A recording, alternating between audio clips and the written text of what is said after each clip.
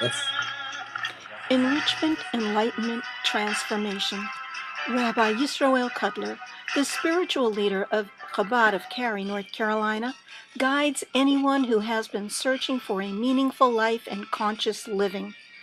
Join our discussions about the mundane, our daily activities, and then infuse every day with a spiritual twist from the inspired sages of the Talmud and Jewish mysticism, which many call Kabbalah. We learn from the root source of all religious monotheistic traditions and delve into the symbolism and levels of meaning from biblical stories.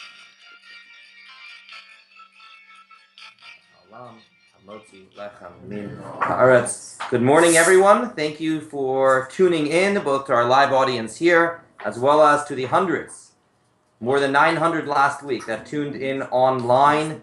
We love your participation. You're welcome to also ask questions via the chat box. And if you are tuning in online, just send in a message. Let us know that you are listening, and we love your participation throughout the entire program. A big thank you to Amnon Nissan of Nissan Communications for hosting us every single week, and you can support the program by clicking donate on nissancommunications.com.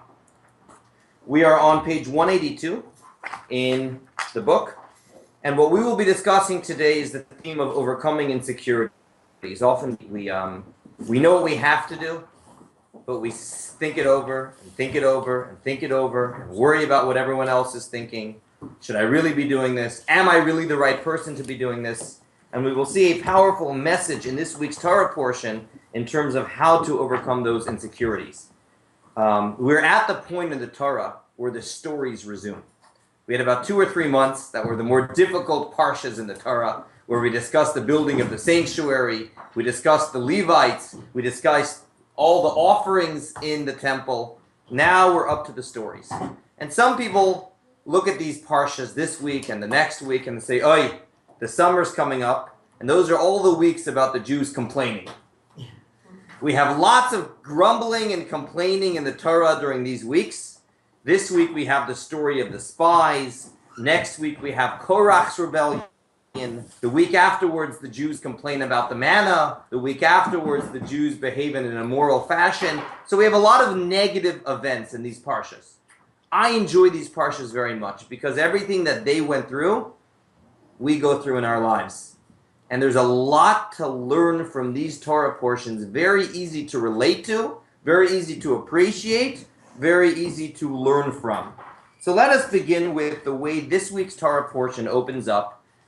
It's year number 2 of the Jews' travels. It's been about a year and 2 months since they left Egypt, and they are told that they are ready to enter the land of Israel. This was before they knew that they had to stay for 40 years. They were poised to enter the land of Israel in a matter of a few weeks had everything gone right.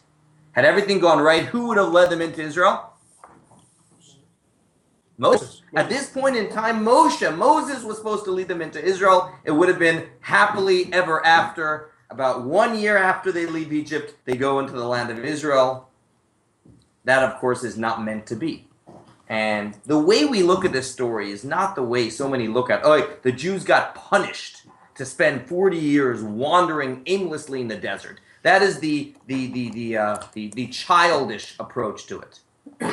The mature approach is the Jews showed that they were not ready yet to enter the land of Israel, and they needed 40 years of rehabilitation to turn from a slave nation into a free nation in order to come into the land of Israel. And that is what happens during these weeks. The Jews are growing up. They might have been taken out of Egypt, but it takes a long time for Egypt to have taken out of them. So let's begin. I should note that whose idea was it to send spies into the land of Israel? No? Not Moses. Take for yourself.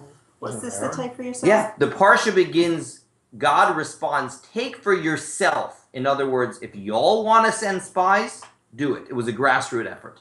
The Jewish people said, you know what? We heard a lot about this land flowing with milk and honey. We would like to be able to know for ourselves that it's good. We would like to be able to see how to best conquer the land. This was grassroots. And God said, fine. And we've discussed this on other occasions. God allows us to go in the way that we want. At that point, it already was somewhat of a lack of trust, but God said, that's fine. This is your life. This is your mission. You need to do it in a way that works for you. So God says, okay. Moses is actually hoping that the Jews end up saying, you know what, we don't even need to send the spies. The Midrash uses an interesting example. The Midrash uses an example of someone that goes to not a car dealership, but a donkey dealership in the old days, and says, hey, can I test drive the donkey? And the guy says, sure, test drive it all you want. Do you mind if I take it up mountains and into a river? I guess it would be like the old truck advertisements, and rugged terrain. And the car dealership says, the donkey dealership says, by all means, take it in the mountain and the river. And then the guy says, you know what, if you're willing to let me do that, I see you're not hiding anything. I don't even have to do it in the first place. That's fine.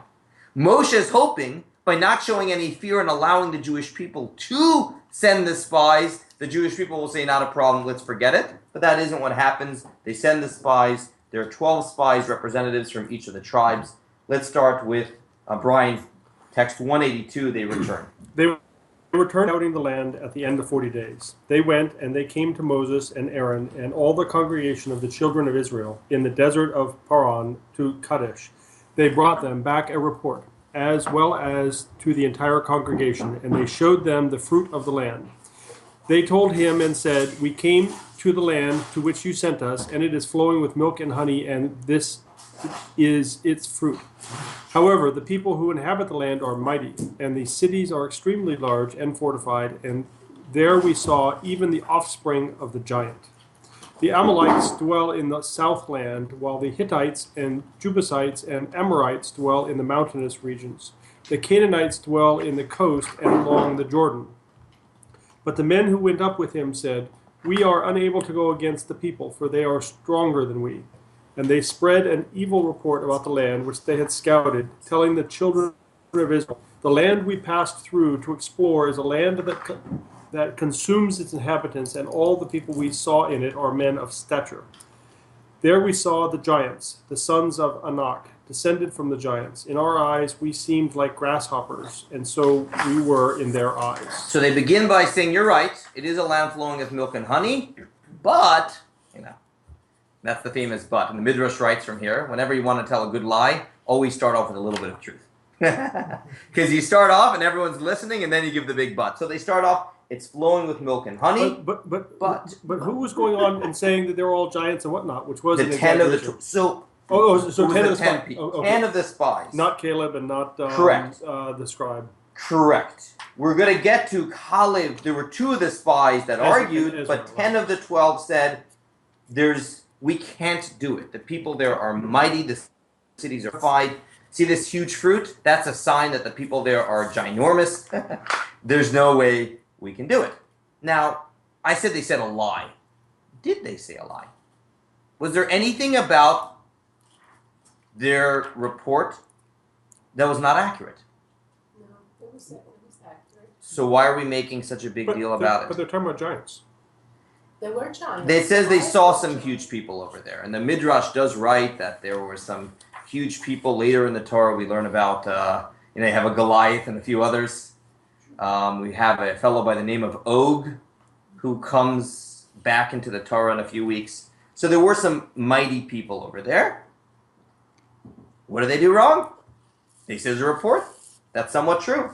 In fact, I'm going to paraphrase this next text, text 2, right after they say the bad report, and right after the Jews say, we can never do it, and they go into complete despair, and there's chaos amongst the camp, and they start complaining against Moses, and they say, you brought us out of Egypt in order to kill us.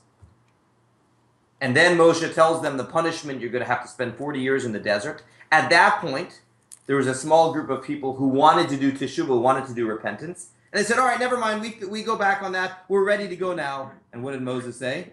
Too late. Too late. You had your opportunity. Too late. Don't go now. Not only don't go, if you try going, you'll fail. And in text 2, just reading quickly, the Amalekites and the Canaanites are going to defeat you if you try going. And sure enough, a few people did try going, and they were defeated. So we see that the people were mighty. they didn't say a lie, they said the truth.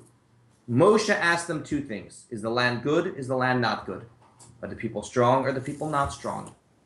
They answered both questions. Why are we making such a big deal about the mistake of the spies if what they did was exactly what they were asked to do?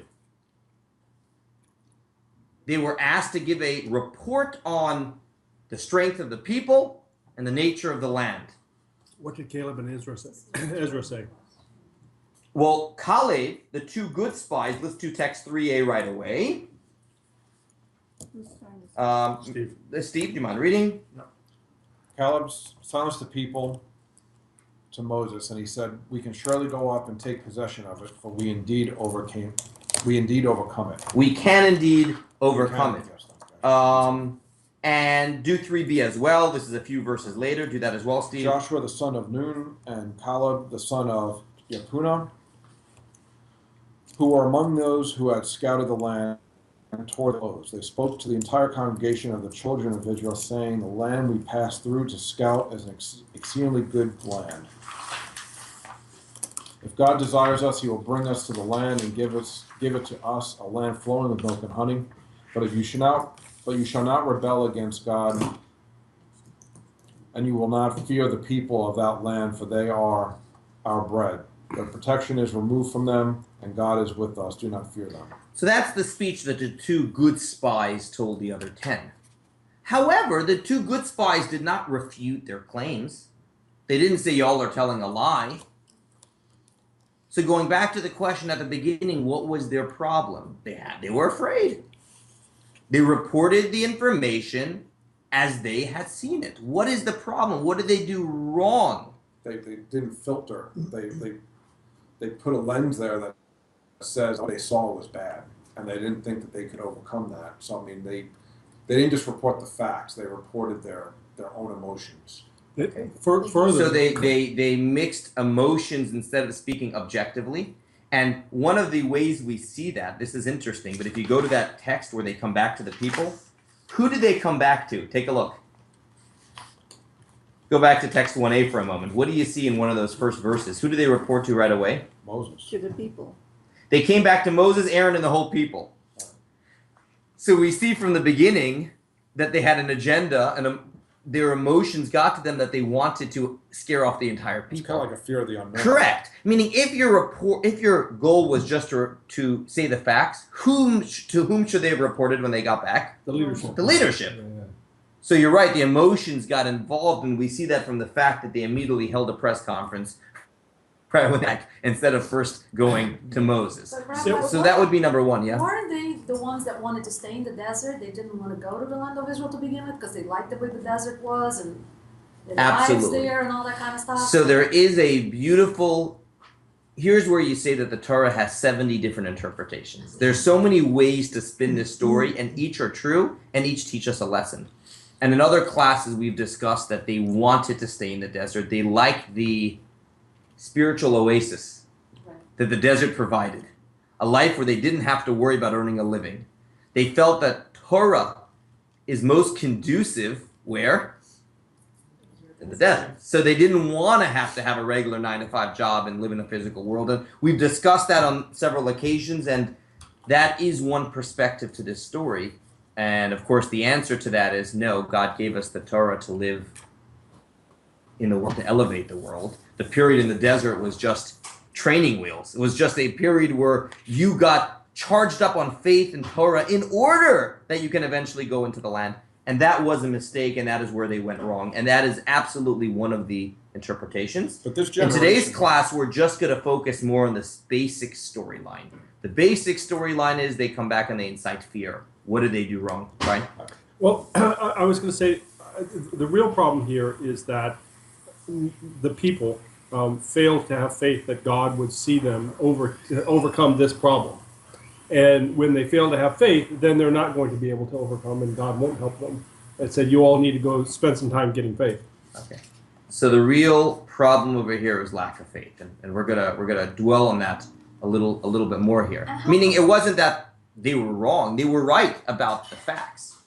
The people were mighty, but their conclusion was wrong. Yeah. But how could they have such lack of faith? It was only not that long ago that the sea had parted and all these miracles. How, if you did even one of those miracles today, well, I say Correct. that, but maybe I'm wrong. I don't No, know. no, no. And that is why, Pam, many people prefer that Hasidic interpretation, that they wanted to stay in the desert, because it's so hard to understand how they could not have faith after God had such a good track record. So that, however, what would you respond to Pam's question? How could you have fear after so many miracles happen to you? Anyone want to respond to that?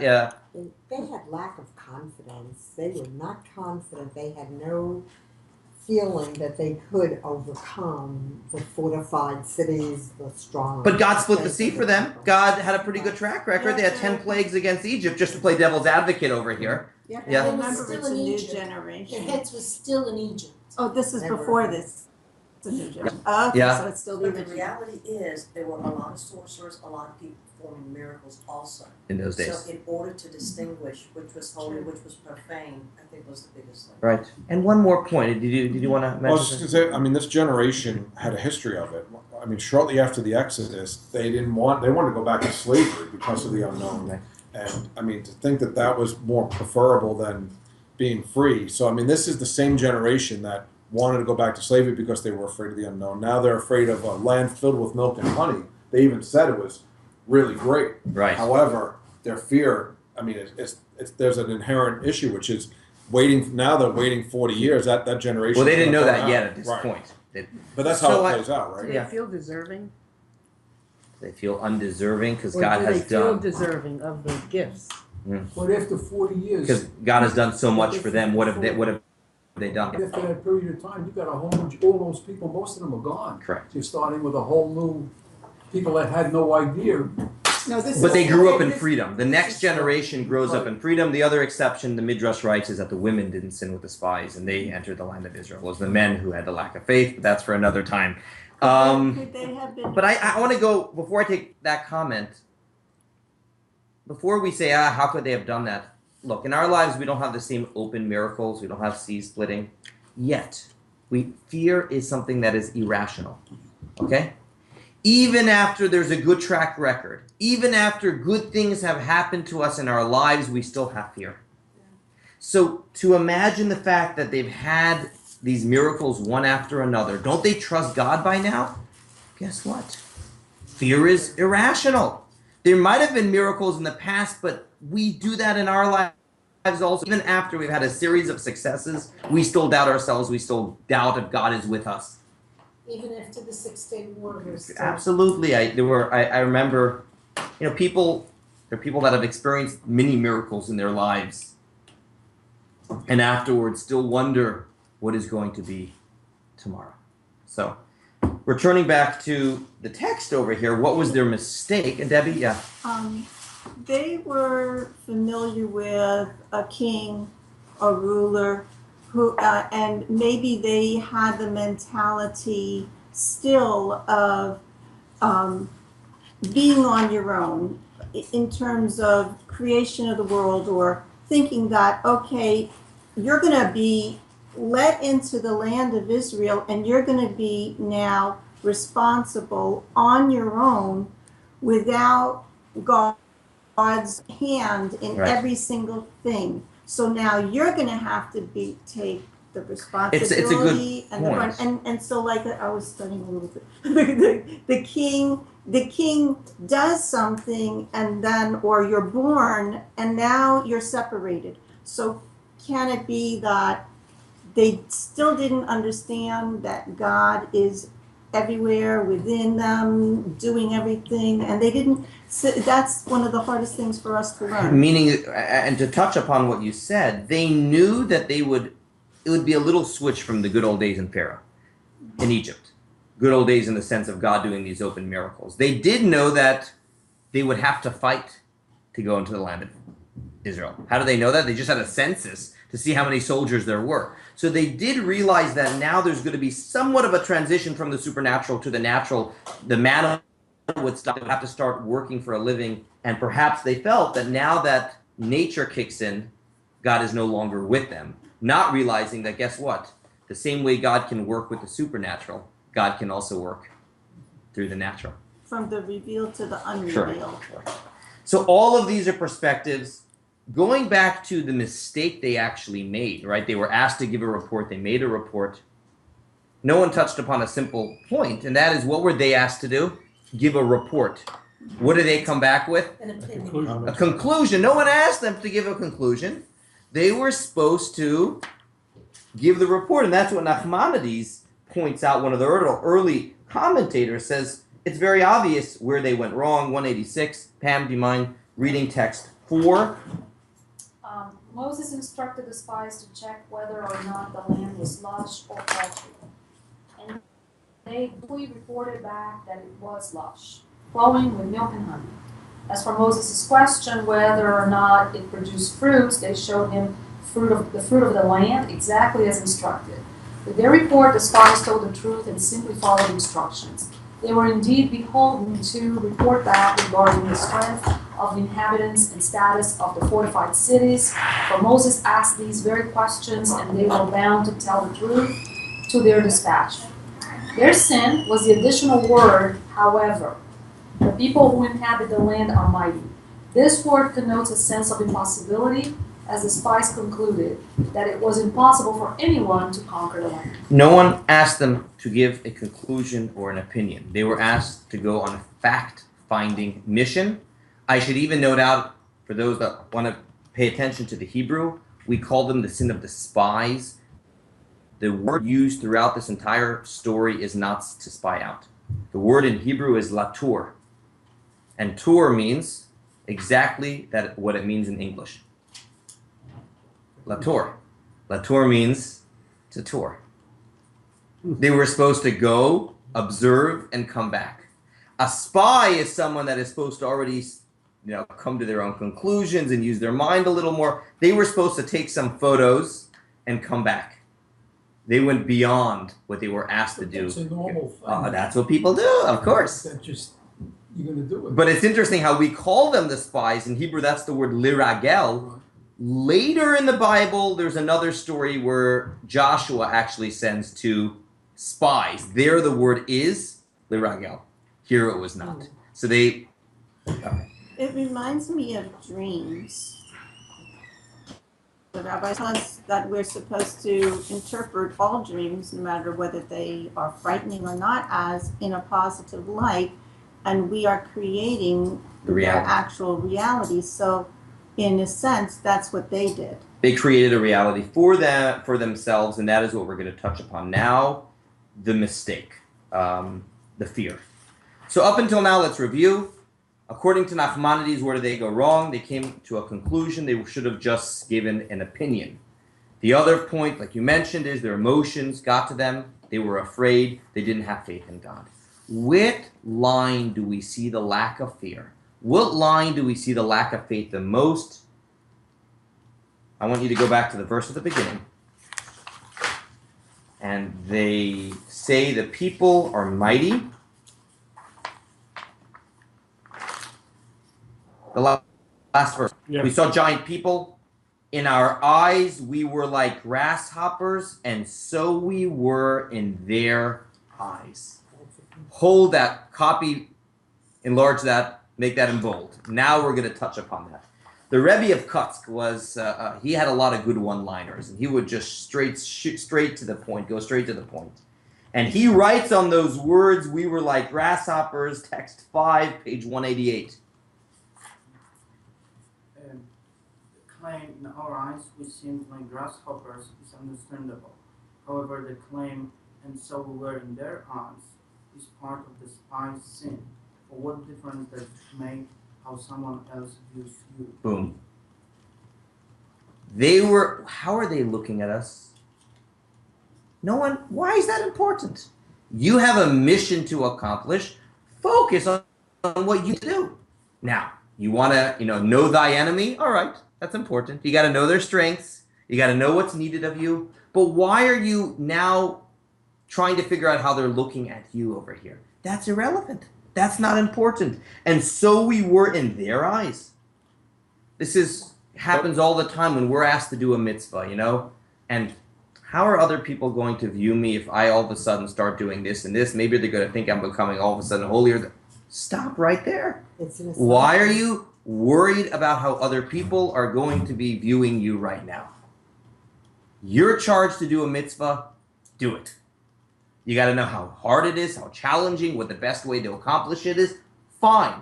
Once we start thinking how other people are viewing us, problem, fear, self-consciousness. Where does that come from? Why are we worried about how other people are viewing us? It comes from our ego. I mean, our ego is concerned about those types of things. You know, they're Right. concerned about our status, how we're positioned, are we strong, are we weak? I mean, that's the... When you're mission-oriented, you're focused on what needs to be done, that's a sign that's coming from our soul. Soul is mission-oriented, the godly soul, the good place inside of us. The animal soul is more self-conscious. It's worried about its ego. It has to, the reason, by the way, there's a deep reason for that, it has to justify its existence. The soul, the godly soul, knows why it's there and is very comfortable with itself. And it's goal-oriented, it's mission-oriented. When you're focused on the animal soul inside of us, the ego inside of us, you're worried about, what am I supposed to be doing? How are other people looking at me? The self-consciousness creeps in. Who else wanted to touch upon that? When are we most worried about public opinion or how other people are looking at us? On our stronger days or our weaker days? Our weaker days. It's an overcompensation. Yeah. Because there's a lack, I mean, where is it coming from? That's right, yeah. People will usually look at you as you think of yourself, too. And that's what we're going to touch upon in a moment. It can have a spiral effect. But right away, how will this impact my image? Who's worried about image when a place of low self-esteem? It's not coming from a mission-oriented place. There's a beautiful, the same way that's true when it comes to we shouldn't be prevented from doing a good thing because of public opinion. The same thing is true the other way as well. When we are doing a good thing, we should do it because it's the right thing, not because we're trying to score points in the eyes of other people. There's a beautiful text 6. And let me use it this way. Many of the biblical characters had their greatest moments in the Torah when no one was around. Give me examples. Moses. Burning bush. Moses. That's Moses' moment. No one with him. Moses and the rock. Okay? Sorry. Israel struggling with God. Good. We have Jacob with that struggle with the angel and with the God. And we even have this... How about Abraham and the guests? Abraham and the guests, no one around. Okay, who's with the guests? And Abraham with the binding of Isaac. It says no one was around. What's fascinating about that is there's a Greek tragedy that's very similar to the story of the binding of Isaac. It ends differently. But in the Greek tragedy, guess where the story takes place? In a stadium full of people.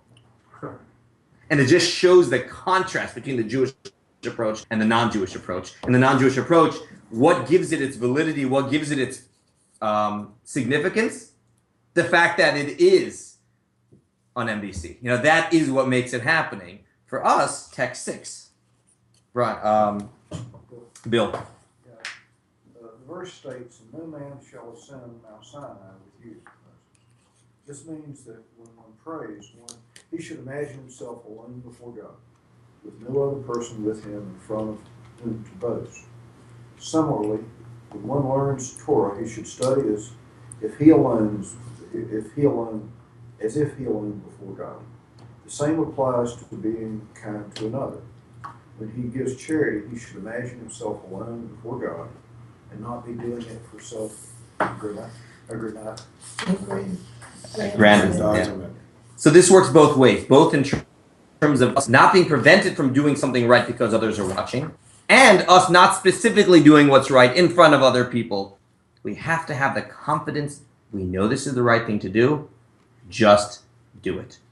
When we have that Nike approach, just do it, to doing a mitzvah, you don't second guess, you don't start worrying about what other people are doing. So that is number one, being so worried about how they are being viewed. And as someone else said, when you start worrying about that, it can be a self-fulfilling prophecy. Text 7, another idea from the Gerer Rebbe, who connects, we were like grasshoppers, and so we were in their eyes. Text 7. The explanation is as follows: because they felt that In our eyes, we seemed like grasshoppers. That is why, and so we were in their eyes. This, then, is the intent of the Midrash, which states that if the Jews would have believed in God, they would have appeared as angels to the inhabitants. It was due to their lack of faith alone that they were seen as lowly in the eyes of the king. How powerful is that in all situations, whether it's at work, whether it's dealing with the boss, whether it's dealing with other people, our image, the way we view ourselves, very much affects the way other people view us. That's such an important message for today, with Israel and the world. We're going to get to Israel in a moment, actually. We're going to touch upon Israel in a moment. In this idea, I'm happy you mentioned that. And we have to be careful here, of course, differentiating between a healthy self-esteem and, God forbid, my way or the highway and an ego. We're not talking about that. We're talking about a situation where one knows that what Torah wants of them is X, Y, or Z. They have an opportunity to do a mitzvah. They have an opportunity to do what is right. And they know this is what God wants of them. When you see that in front of you, that's where I don't worry about other people. I don't worry about image. I need to just do it. You have the confidence in knowing what I'm doing is right. There are many other times where things might be more gray. Yeah. I was thinking that Egypt is still struggling with the issue of slavery. Is still struggling with freedom and democracy, that there has been this uprising, and it's a concept that's hard in the Middle East area to actually happen for these people. Is there something from Torah that helps us? To become free people is a journey. It doesn't happen right away. That's exactly why these stories happen. Living a free life is a journey. It doesn't happen just by taking the shackles off of the previous rulership. It's a process. You have to earn it. You have to earn it. You have to become it. You have to embrace it. You have to, again, use it in a meaningful way. Freedom, as we've had on many classes before, there's always a freedom from and a freedom to. Freedom from means no one is now enslaving me. But just because you have a freedom from does not mean you have a freedom to live your life in sync with goodness, with the value system that's good for other people as well. And that's a journey. So there are many times in Jewish history where we had this complex of how are we being viewed. The Rebbe would speak about this very often. You mentioned the Middle East. So when did the Jews find themselves in Iraq and Iran? At what point in Jewish history? After the destruction. The first temple, and that's when the Purim story happened. And as an introduction to the Purim story, there was something very interesting. There's the king of Persia, Achashverosh, throws this huge feast, this huge party. And it said that at that time, the Jews tried so hard to appease and to find favor in the eyes of Achashverosh. It said that at this party, Achashverosh was actually taking out the vessels from the temple in Jerusalem that was destroyed. It would have been one thing if the Jews went just in order to be good citizens, but it said they went more than that. They were trying so hard. Please, please, we're regular people. We're good citizens. We're now Persians like everyone else. And the message is sometimes when you try so hard to do it, you're not actually earning the respect of other people. You're actually doing the opposite. When you have the healthy self-confidence of who you are as Jews or as whoever you are, that is when we have the respect. So the Rebbe spoke about that, text 8. When there is a situation of, in our eyes, we seem like grasshoppers, when a person feels the opposite of, be not afraid of sudden terror, of the darkness of the wicked, and is instead waiting for the wicked one to give him confirmation and applaud him. This is a terrible situation. This undermines the very existence of the Jewish nation. Such as an attitude truly makes no sense. Mordecai is sitting in the king's court. Ashkenaz instructed the temple to be rebuilt. And what did Ashkenaz pride himself with? The holy effects of the temple. Yet the Jews came, and what they were proud of, that Ashkenaz had invited them to the party. Let me explain. This was the point in the story before Haman came to the scene. And they were actually looking up at that point. Achashverosh had given the Jews permission to rebuild the temple. Mordechai had a very high position. And then the Jews lowered themselves. And after that story, Haman comes to the scene and anti-Semitism begins, so on and so forth. And the Rebbe would often speak about this in many contexts, including when it comes to the situation of Israel. And, we have to do what's right. And the idea of public opinion need not be part of the equation over here. We have to do what we feel is right, what is in the best interest of the security of the people of Eretz Yisrael. And the Rebbe believed that deep down that is ultimately what actually earns the respect of other people yourself, because when you do respect yourself, others people do respect you. There's a beautiful quote from Jonathan Sachs, and he says, and I'm going to skip, you know what, we'll do it. We'll go back to some of these other texts, but text 12. He writes, non-Jews respect Jews who respect Judaism. Non-Jews are embarrassed by Jews who are embarrassed by Judaism. The Rebbe taught us how to fulfill. Let all the world see that we're not ashamed to stand tall as Jews. And this applies to Jews, it applies to all people. When you're comfortable with who you are, then other people are comfortable with you as well. When you're not comfortable with who you are and you're trying to be like everyone else, then you don't earn the respect of other people. So going back to the issue over here, what happened with the spies, so concerned with how they are being viewed, so concerned bad self-esteem, they view themselves like grasshoppers. As a result, of course the other people view you as grasshoppers as well. Yeah. Does this relate to Germany as well, somehow? Like the appeasement kind of thing? Yeah, like how the Jews, what happened with, I know that Hitler was a very powerful figure, and I guess... Oh, I thought you were talking about the appeasement politically. No, not right now. I meant with the Holocaust. At that time that it happened. There's no answers for the Holocaust. Yeah, I don't want to even go there. There's no answers, and I don't want to. We can't give God a pass on the Holocaust, and there's no explanations for it. It just is beyond our understanding. But as people, totally. We weren't really, owning up to. Yeah, but I don't want to in any way give any excuses or any reasons. Here's a biblical story where the Torah specifically tells us why things happened. Mm-hmm. I want to apply it to little situations in our life, but I don't want to use it to answer any tragedies. We don't do that. We don't, In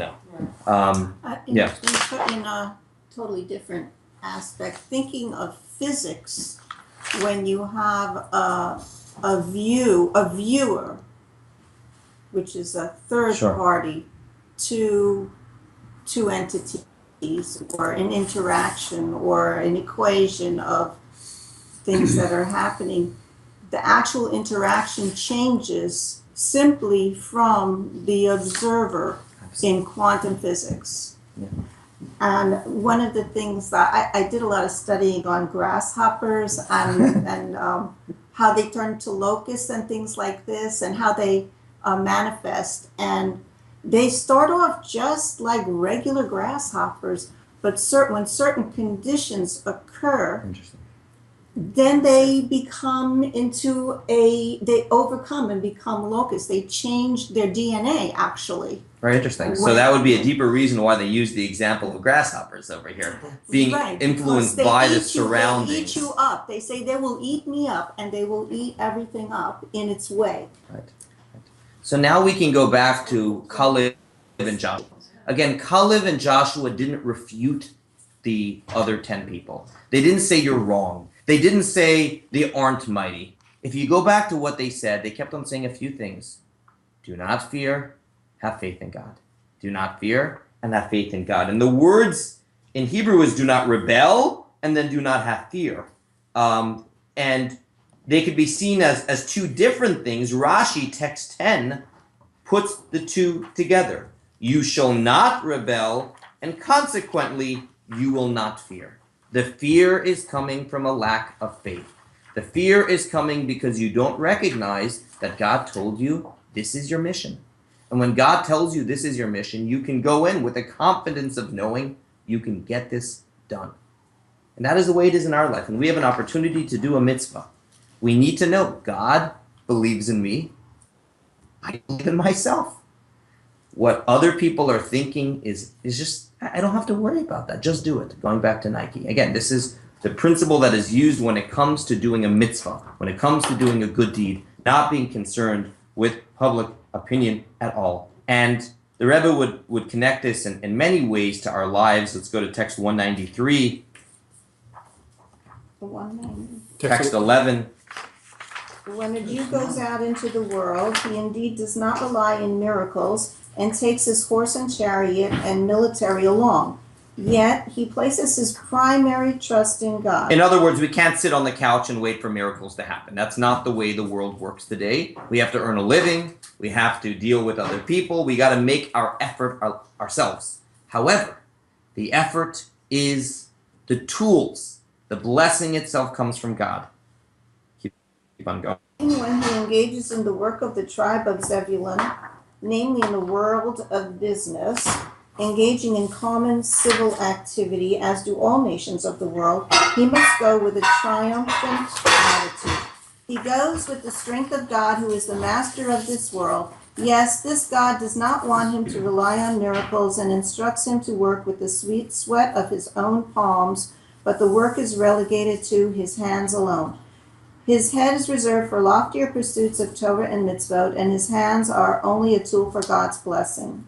As it is with the individual, so it is with the community. Not only when interacting with co-religionists, maybe you'll tell us what that is, but even when interacting with people of other faiths, we must behave with a triumphant approach. Of course, the law of the land is to be respected, but at the same time, we must act as free men. In other words, we can't be ashamed of who we are.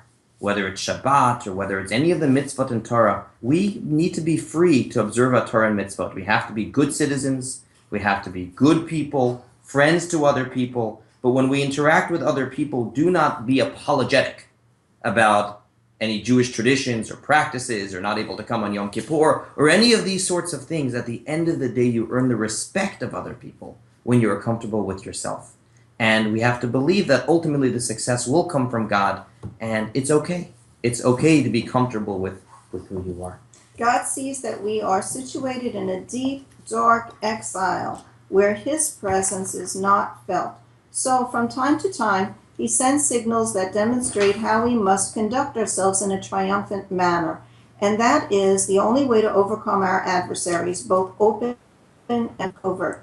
When people see that Jews stand tall and proud, of course in a peaceful manner, this instills respect and brings about a favorable disposition to the Jewish nation. This can only come about when we stand tall as the servants of God, the King of all kings. Okay. And again, this isn't about coming with a bad pride or an ego or anything like that. It means that we feel we have a mission and we get that mission done.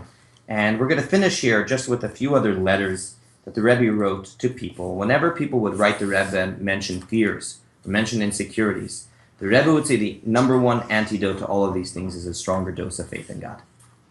That is where that takes care of insecurities. Text 13, I'm reading. Edith, did you go ahead? Oh, I'm sorry, Edith. Please read. 13? Yes, and this is a response to someone. This is a letter of the Rebbe probably in the 60s. But read. You write that you face various challenges and obstacles. Certainly you have heard the homily on the verse, "In our eyes we seemed like grasshoppers, and because of that, and so we were in their eyes. If those who fear God, and particularly the Hasidim, would only recognize the tremendous capability they are endowed with, they would tackle everything with an entirely different degree of confidence and courage. Organically, the challenges and obstacles would fall away." Okay, and it's amazing how some days the same issues that boggle us down and we rethink and we overthink, on another day we just fly above those things. Why? It's amazing. It's amazing. We're not talking about real challenges, real obstacles. We're talking about the perceived ones, the ones that just come in our mind. And when it comes to doing a mitzvah, we should be able to have the confidence in knowing this is what is needed of me. Let me go and get it done. We'll conclude with this text over here. Any questions from the online community? No, they liked your answer to the Holocaust question. Interesting.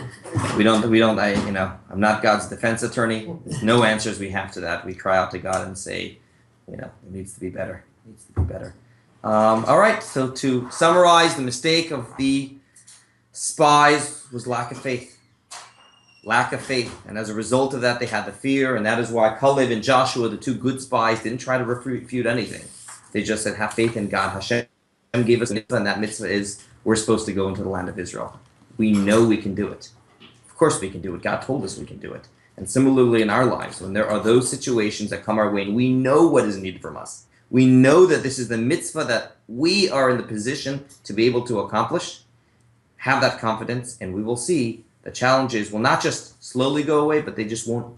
It's one of those times where you'll realize how they never even existed in the first place. They were all a product of your imagination. All right, we will hold it here.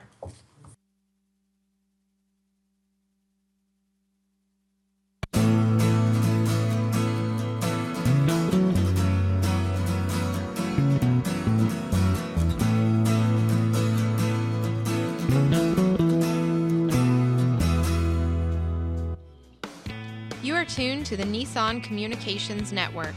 Our weekly lineup of call-in programs includes Computers 2K Now with Amnon Nissan, Health In with Debbie Bruck, Breaking Free with Marilyn Shannon, Lessons of Vietnam with NCVBI members, The Tanya Love Show, Your Healthy Pet with Gisela DiCarlo.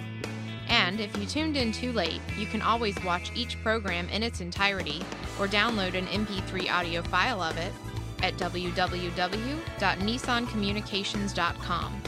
Sponsored by Atomus.com, makers of quality video recorders and converters for professionals, CarolinaApparel.com, and DeltaForce.net.